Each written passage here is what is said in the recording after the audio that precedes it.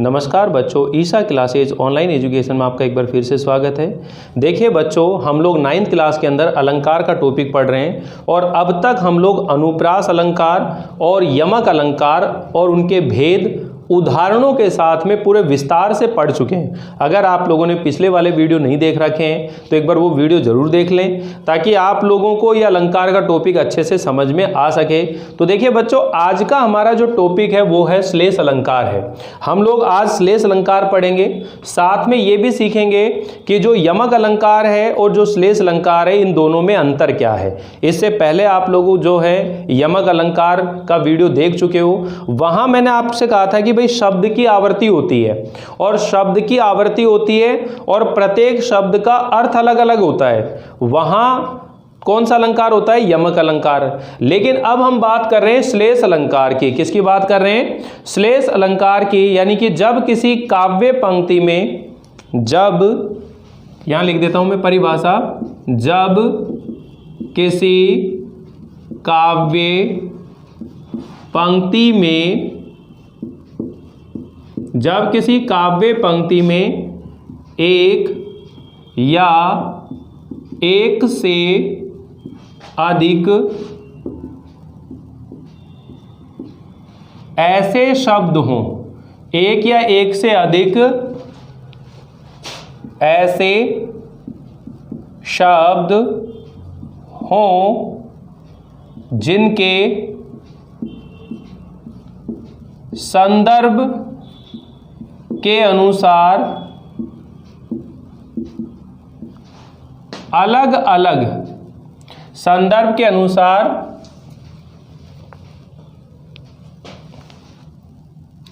एक से अधिक अर्थ निकलते हों, एक से अधिक अर्थ निकलते हों तो वहाँ श्लेष अलंकार होता है। अब वापिस से सुनिएगा एक बार, क्या बोल रहा है ये कि जब किसी काव्य पंक्ति में एक या एक से अधिक ऐसे शब्द हों जिनके संदर्भ के अनुसार एक से अधिक अर्थ निकलते हों तो वहां पर श्लेष अलंकार होता है। यानी एक ही शब्द के अनेक अर्थ निकलेंगे।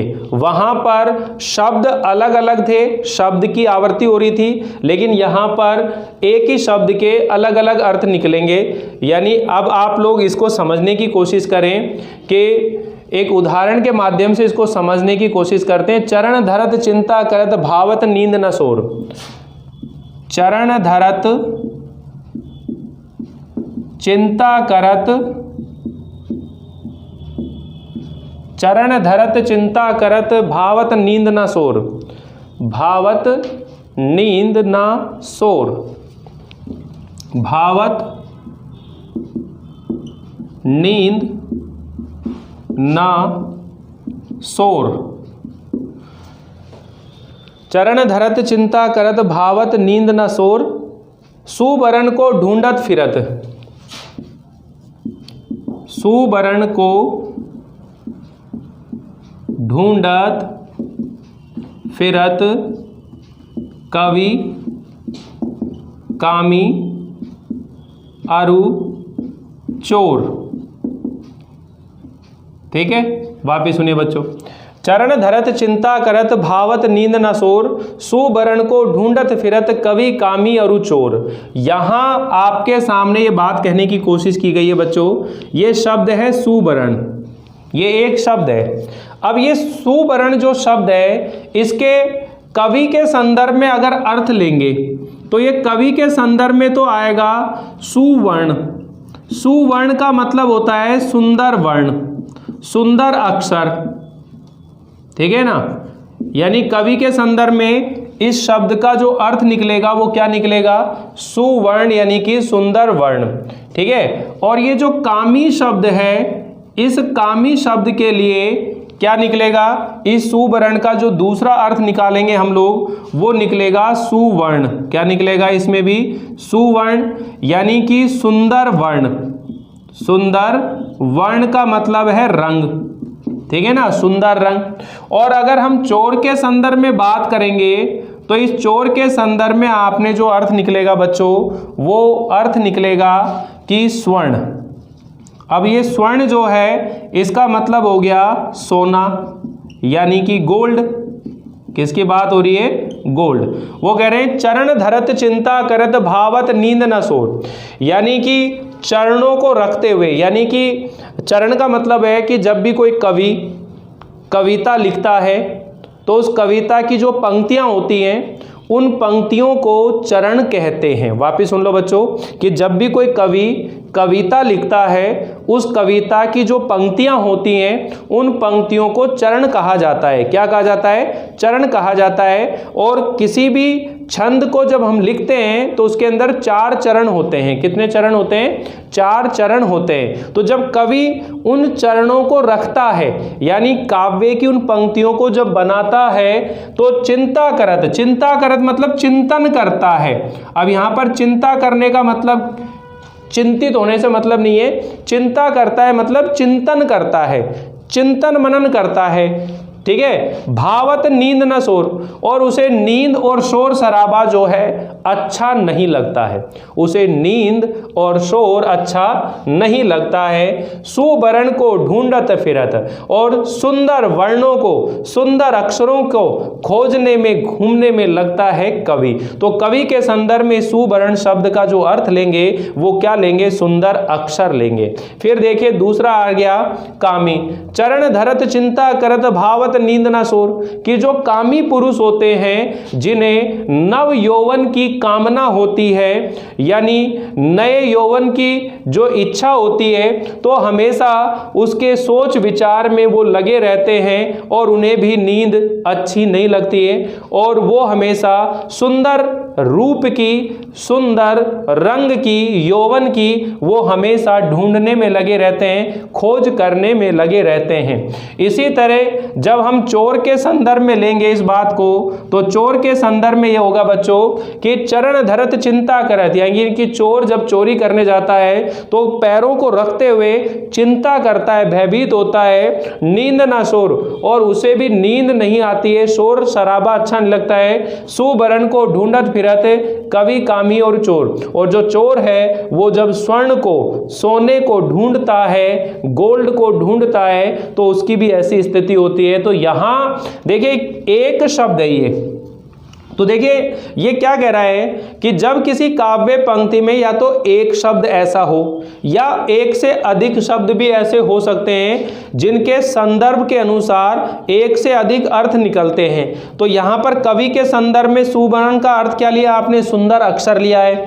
और जो कामी व्यक्ति है उसके संदर्भ में हमें इस सुवर्ण शब्द का अर्थ क्या लिया है? सुंदर वर्ण, ठीक है ना, रंग के रूप में। और जो चोर है इसके संदर्भ में इसका अर्थ किस में ले रहे हैं अपन? सोना यानी गोल्ड के रूप में। इसी तरह का एक उदाहरण अगर हम लोग और देखें तो ये वाला उदाहरण आपको आता है, पानी गए ना उबरे मोती मानस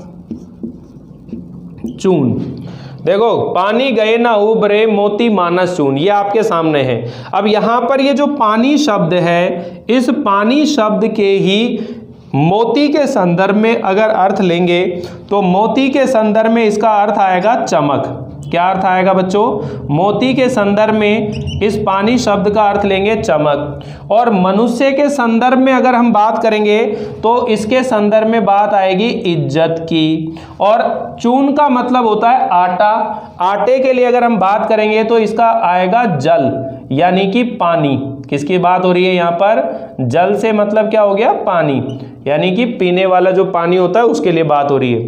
कि पानी गए, यानी कि रहीमन पानी राखियो बिन पानी सब सून, पानी गए ना उबरे मोती मानस चून। तो कहते हैं कि रहीमदास जी के पद है, दोहा है, तो उसके अंदर कहते हैं कि रहीमदास जी कि रहीमन पानी राखियो, कि रहीमदास जी हमेशा अपने पानी को बचाकर रखना चाहिए।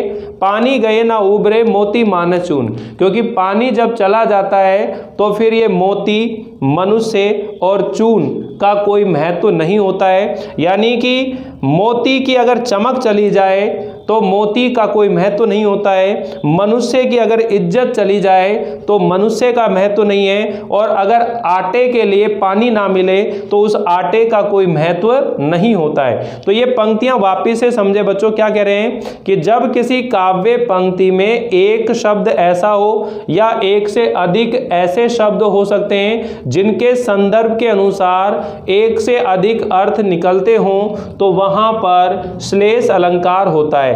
एक ही शब्द के अलग अर्थ निकलेंगे, एक ही शब्द के कम से कम दो अर्थ निकलेंगे, दो से अधिक कितने भी हो सकते हैं। अभी हम लोग और भी उदाहरण पढ़ेंगे, तो एक बार आप लोग इसका स्क्रीनशॉट ले लीजिए बच्चों, फिर मैं आपको इसके और उदाहरण समझाता हूं ताकि ये टॉपिक हमें अच्छे से समझ में आ जाए। यहां मैं इसे मिटा देता हूं, परिभाषा लिखी हुई है, फिर हम लोग इसके भेद जो हैं उस भेद को दो अलग अलग तरीके से पढ़ते हैं और उदाहरणों को सीखते हैं ताकि ये टॉपिक हमें आज अच्छे से क्लियर हो जाए।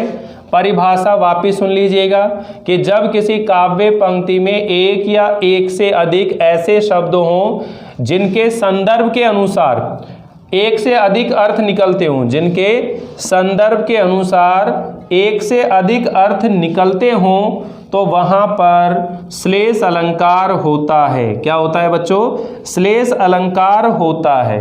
तो देखिए, इससे पहले जब आप लोगों ने यमक अलंकार पढ़ा था तो उसके अंदर मैंने आपको समझाया था कि एक तो अभंग होता है और एक सभंग होता है। तो यहां देखिए, एक होगा अभंग श्लेष अलंकार, ठीक है। यानी इसके भेद की अगर हम बात करें तो जो श्लेष अलंकार है इसके दो भेद होंगे। यहां आप एक लाइन नोट करके वापस से लिख लेना कि श्लेष अलंकार के भेद। श्लेष अलंकार के कितने भेद होते हैं? श्लेष अलंकार के दो भेद होते हैं। मैं यहां आपको नोट करवा देता हूं हैंड टू हैंड। तो जब आप लिखेंगे तो यहां लिखेंगे उदाहरणों के बाद में श्लेष अलंकार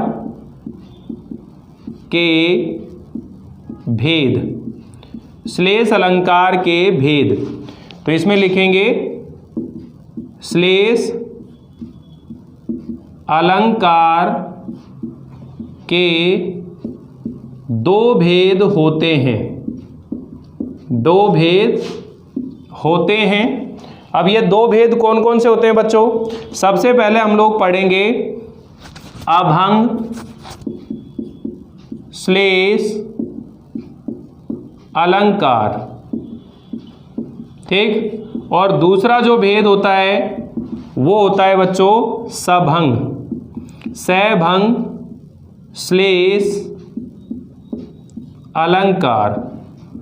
अब इन दोनों का अंतर हम लोग सीखेंगे। ये तो आप लोग पहले भी पढ़ चुके हो। अभंग, भंग, ए का मतलब बिना, भंग मतलब टुकड़ा, यानी यहां पर शब्द के टुकड़े करे बिना ही उस शब्द के दो या दो से अधिक अर्थ निकलते होंगे। और यहां सभंग यानी शब्द के टुकड़े करने के बाद और उस शब्द के दो या दो से अधिक अर्थ निकले। तो यहां तो बिना शब्द के टुकड़े करेंगे और यहां शब्द के टुकड़े होंगे। तो एक एक बार इनकी परिभाषाओं को हम लोग लिख लेते हैं और सीखने की कोशिश करते हैं बच्चों। अभंग श्लेष अलंकार। अभंग श्लेष अलंकार के बारे में बात हो रही है। जब किसी काव्य पंक्ति में शब्द के टुकड़े किए बिना, शब्द के टुकड़े किए बिना उस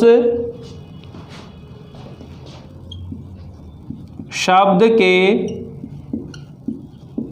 दो या दो से अधिक अर्थ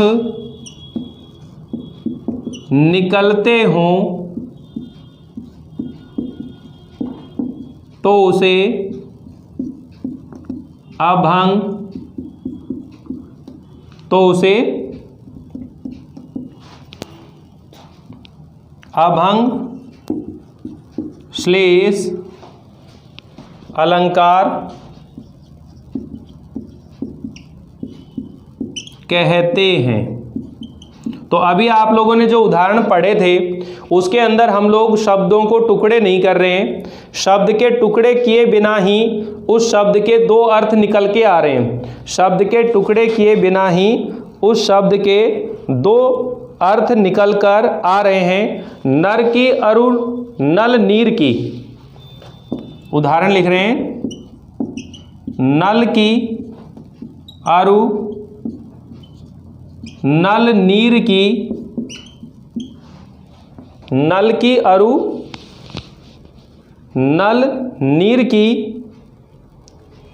गति एक ही करी जोए, गति एक ही करी जोए,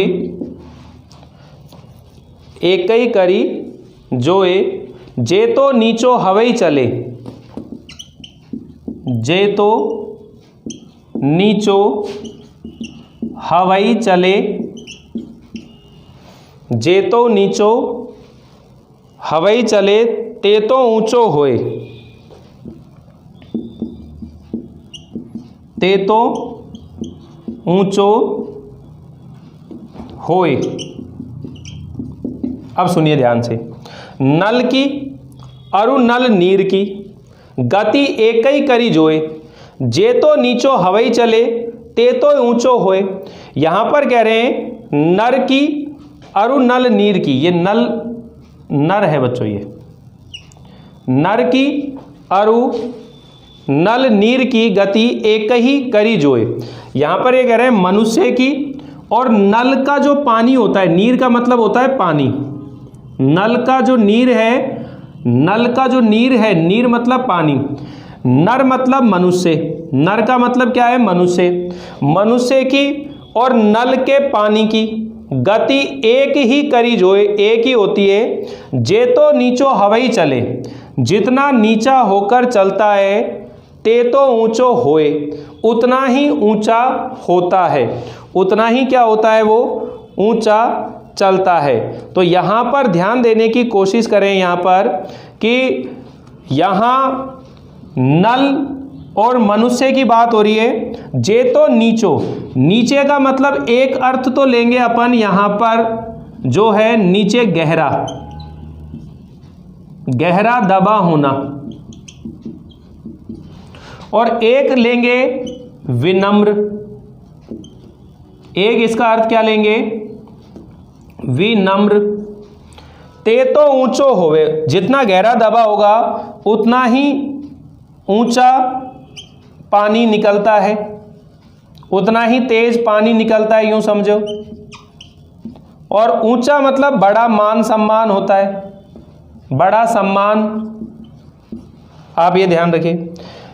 तो यहां ये दो शब्द हैं, ऊंचा और नीचा, तो यहां पर दोनों का अर्थ अलग अलग आ रहा है। अगर नल के पानी के संदर्भ में लेंगे तो वहां पर ये अर्थ लेंगे कि नल का जो पानी है और मनुष्य है, उनकी गति एक ही जैसी होती है।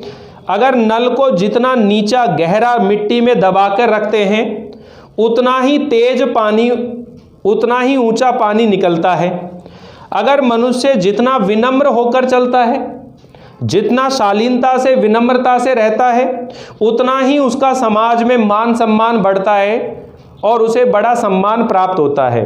कहने का मतलब है नर की अरु नल नीर की गति एक ही करी जोए, जे तो नीचो हवई चले, ते तो ऊंचो होए।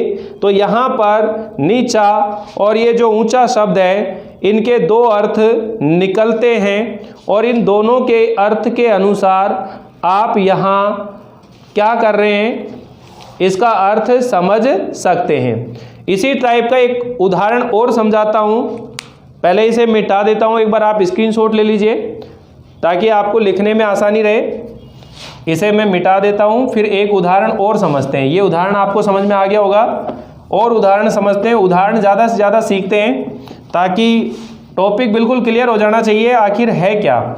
यहाँ अपन ये कह रहे हैं कि भाई कोई भी जो काव्य पंक्ति होती है उसमें बहुत सारे शब्द होते हैं, उनमें से कोई भी एक शब्द ऐसा मिल जाए जिसके दो अर्थ निकलते हों, या एक से अधिक भी ऐसे हो सकते हैं ये अगला है मेरी भव बाधा हरो राधा नागरी सोए। उदाहरण सेकंड है ये, मेरी भव बाधा हरो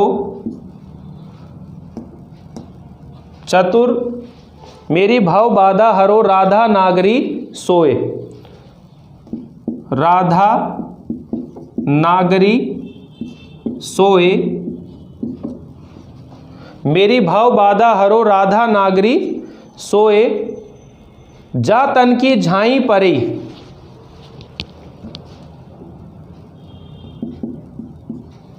जा तन की झाई परे श्याम हरित दुति हुए। श्याम हरित दुति होए। अब देखिए यहाँ पर आपके समझ में आ जाएगा ये पद और अच्छे से। मेरी भव बाधा हरो राधा नागरी सोए, जा तन की झाई परे श्याम हरित दुति होए। झाई परे, ठीक है, श्याम हरित दुति होए। अब यहाँ पर क्या कह रहा है, कवि बिहारी जी का दोहा है ये। कवि बिहारी जी अपनी आराध्य देवी राधा जी को संबोधित कर रहे हैं कि हे चतुर राधा जी, मेरे सांसारिक बाधाओं को, मेरे इस संसार की जो संकट हैं, कष्ट हैं, उन्हें दूर करो। जा तन की झाई परी, और जिस शरीर की परछाई पड़ने से श्याम हरित दूती हुई, कि जो भगवान श्री कृष्ण जी हैं, यहाँ पर श्याम का मतलब है कि जो भगवान श्री कृष्ण जी हैं, वो हरित का मतलब हो गया प्रसन्न। हरित का मतलब क्या हो गया, प्रसन्न हो गया, कि जो भगवान श्री कृष्ण जी हैं वो क्या हो गए, प्रसन्न हो गए। श्याम मतलब कृष्ण भगवान जी, ठीक है। और हरित दूती जो है, इसके भी अर्थ आप देखो, श्याम का मतलब कृष्ण भगवान हो गए, श्याम का मतलब श्याम वर्ण हो गया। क्या हो गया इसका दूसरा अर्थ अपन ले तो श्याम वर्ण हो गया, यानी कि सांवला रंग हो गया। प्रसन्न हो गया, हरित का मतलब हो गया कि प्रसन्न होना होता है, और इसी का मतलब हरित रंग भी होता है, हरित वर्ण। हरित वर्ण हरा रंग हो गया। और इसी को अपन यूँ कह सकते हैं कि कांतिहीन। क्या हो गया, कांतिहीन,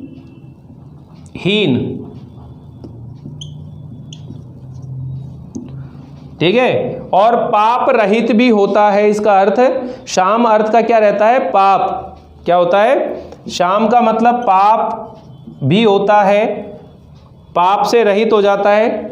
और जो झाई शब्द है, इसका अर्थ परछाई, झलक और ध्यान। झाई शब्द है, इसके भी तीन हैं, यानी इसका अर्थ है परछाई, ठीक है, ध्यान, परछाई, ध्यान और झलक।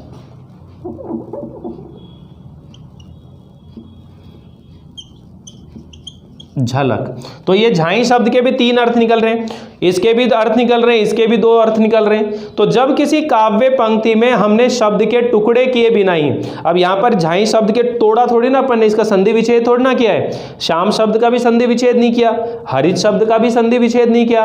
यानी कि जब किसी काव्य पंक्ति में शब्द के टुकड़े किए बिना ही और उस शब्द के दो या दो से अधिक अर्थ निकलते हों, तो वहां पर जो अलंकार होता है वो कौन सा होता है, अभंग श्लेष अलंकार होता है। कौन सा होता है बच्चों, अभंग श्लेष अलंकार होता है। तो अब देखिए इसका अर्थ जब हम करेंगे तो क्या करेंगे कि हे चतुर राधा जी, मेरे सांसारिक बंधनों को दूर करो, और तुम्हारे शरीर की परछाई पड़ने मात्र से भगवान कृष्ण जी क्या हो जाते हैं, प्रसन्न हो जाते हैं, ठीक है। और दूसरा अर्थ ये भी कह सकते हैं कि हे चतुर राधा जी, मेरे संसार के बंधनों को दूर करो, कष्टों को दूर करो, और जा तन की झाई परे, कि जिसके शरीर की झलक पड़ने मात्र से जो भगवान श्री कृष्ण जी श्याम वर्ण वाले हैं वो हरित वर्ण के हो जाते हैं, हरित वर्ण में परिवर्तित हो जाते हैं। तो कहने का मतलब रंगों के रूप में भी इसका अर्थ लिया जा सकता है। तो यहाँ मेन बात यही है बच्चों कि जब किसी काव्य पंक्ति में एक या एक से अधिक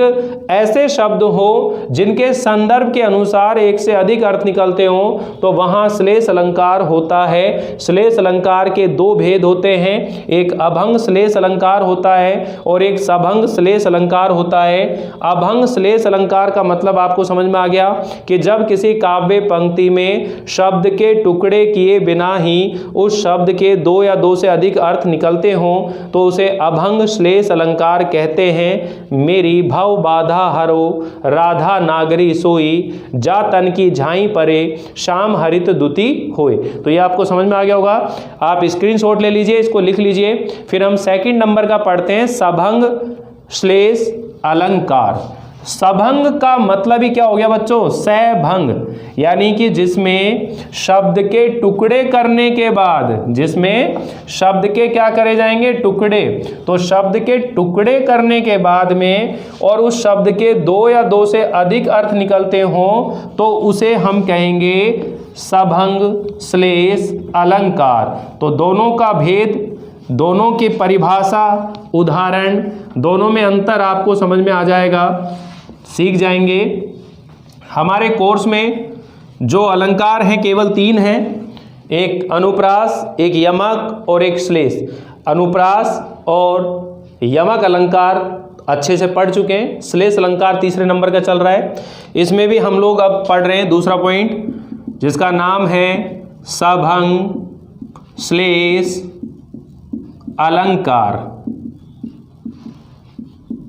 अब देखिए इसके अंदर क्या ध्यान रखना आपको कि जब किसी काव्य पंक्ति में, जब किसी काव्य पंक्ति में, जब किसी काव्य पंक्ति में शब्द के टुकड़े करने के बाद, जब किसी काव्य पंक्ति में शब्द के टुकड़े करने के बाद उस शब्द के दो या दो से अधिक अर्थ निकलते हों तो उसे सभंग श्लेष अलंकार कहते हैं। तो उसे सभंग श्लेष अलंकार कहते हैं। अब इसका उदाहरण समझेंगे और उदाहरण को समझते हुए हम लोग यहां देखो, अजर अमरता, अयोध्या नगरी किसे प्रिय नहीं लगती, किसे प्रिय नहीं लगती है। ये आपके सामने एक लाइन आ गई, अजर अमरता अयोध्या नगरी किसे प्रिय नहीं लगती। ठीक, अब यहां पर देखिए, यहां पर आप जब इसको करेंगे तो यहां अजर और अमरता, यहां पर इसको टुकड़े करेंगे, इसका जब संधि विच्छेद करेंगे, जब आपको दो शब्द निकल कर आएंगे, इसमें क्या अर्थ निकल कर आ रहा है? पहला अर्थ ये निकल कर आ रहा है कि अजर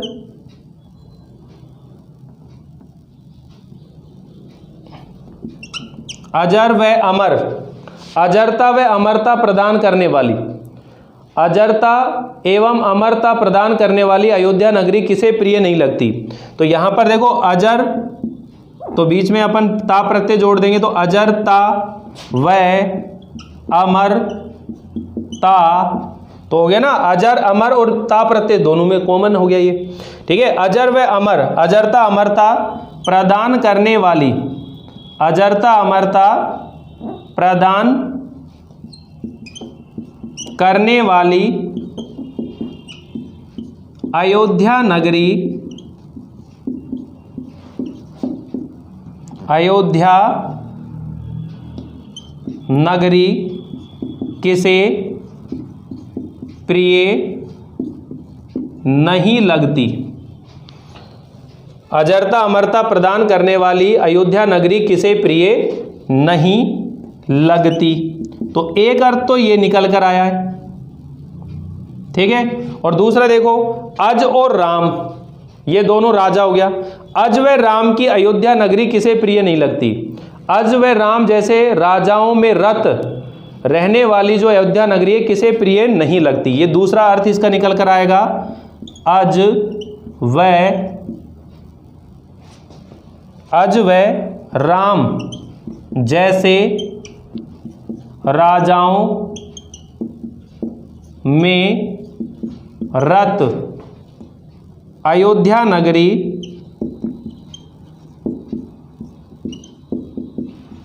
किसे प्रिय नहीं लगती। तो ये दूसरा अर्थ हो गया। देखिए यहां इसके जब आपने टुकड़े करे तो एक बार अजर और अमर निकला, एक बार जब टुकड़े करे तो अज और राम। अज जो है रघुकुल वंश का राजा है और रामचंद्र भी राजा हैं, ठीक है ना। अज और राम जैसे राजाओं में रत रहने वाली जो अयोध्या नगरी है वो किसको प्रिय नहीं लगती है, अर्थात सबको प्रिय लगती है। और अजर और अमरता, अजरता अमरता यानी कि अजर अमर, अजर यानी कि जो कभी वृद्ध ना हो, अमर और जो कभी मरे ना, यानी अमर हो गया जो कभी बूढ़ा ना हो।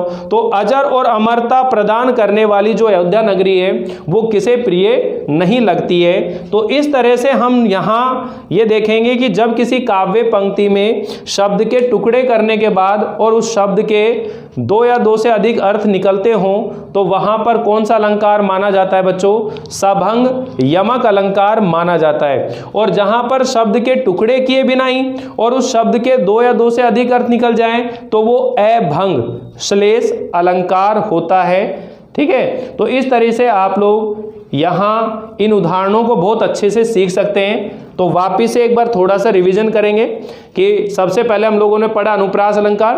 अनुप्रास अलंकार यानी कि वर्णों की रसानुकूल बार बार आवृत्ति होती है तो उसे हम अनुप्रास अलंकार कहते हैं। अनुप्रास अलंकार के कितने भेद होते हैं, चार भेद होते हैं, छेकानुप्रास, वृत्यानुप्रास, श्रुत्यानुप्रास और अंत्यानुप्रास। फिर हम लोगों ने पढ़ा है यमक अलंकार। यमक अलंकार किसको कहते हैं बच्चों, कि जब किसी काव्य पंक्ति में शब्द की आवृत्ति हो और प्रत्येक शब्द का अर्थ अलग अलग हो तो वहां यमक अलंकार होता है। और यमक अलंकार के अंदर भी कितने भेद होते हैं, दो भेद होते हैं। एक कौन सा होता है, एक अभंग यमक अलंकार होता है, एक सभंग यमक अलंकार होता है। तो आप ये जो दो शब्द आ रहे हैं अभंग और सभंग, इनको आप दिमाग में रखें भाई। अभंग, अभंग, ए का मतलब बिना, भंग मतलब तोड़ना, यानी कि जब शब्द के टुकड़े किए बिना ही शब्द की आवृत्ति दिखाई दे रही हो तो वो अभंग यमक अलंकार। लेकिन जब शब्द के टुकड़े करने के बाद शब्द की आवृत्ति दिखाई दे तो वो सबंग यमक अलंकार। वहां शब्दों की आवृत्ति होती है, यहां पर एक ही शब्द के दो अर्थ निकलते हैं। वहां पर शब्द की आवृत्ति होती है और उन शब्दों के अलग अलग अर्थ निकलते हैं। लेकिन जो श्लेष अलंकार है वहां पर शब्द एक ही है, उस एक ही शब्द के दो अर्थ निकलते हैं। समझ बैठ गई ना। तो यहां शब्द एक ही के हैं, दो अर्थ निकल रहे हैं, ये अंतर है दोनों के अंदर। और दोनों के अंदर ही देखिए अभंग और सबंग नाम दिखाई दे रहे हैं, लेकिन परिभाषाओं को दिमाग में रखना। वहां शब्द की आवृत्ति की बात हो रही होगी, यहां शब्द के अर्थ की बात हो रही है। यहां किसकी बात हो रही है, शब्द के अर्थ की बात हो रही है। यानी कि जब शब्द के टुकड़े किए बिना ही उस शब्द के दो अर्थ निकलते हो तो अभंग श्लेष अलंकार, शब्द के टुकड़े करने के बाद और उस शब्द के दो अर्थ निकलते हो तो फिर क्या कहलाएंगे, सबंग श्लेष अलंकार। ठीक है बच्चों, तो ये हमारा अलंकार का टॉपिक हुआ। ये शब्द अलंकार में केवल 3 ही अलंकार हैं। अब हम लोग शुरू करेंगे अर्थ अलंकार।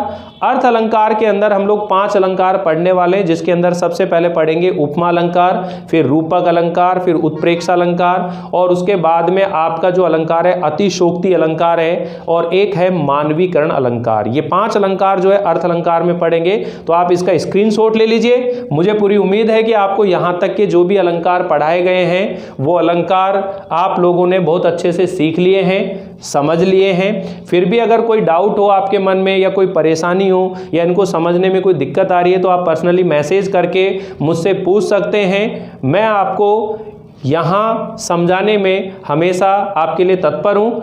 तो आप जुड़े रहें, इसी तरह से पढ़ते रहें, और मिलते हैं अगली बार अगले अलंकार को लेकर। तब तक के लिए थैंक यू, बाय बाय।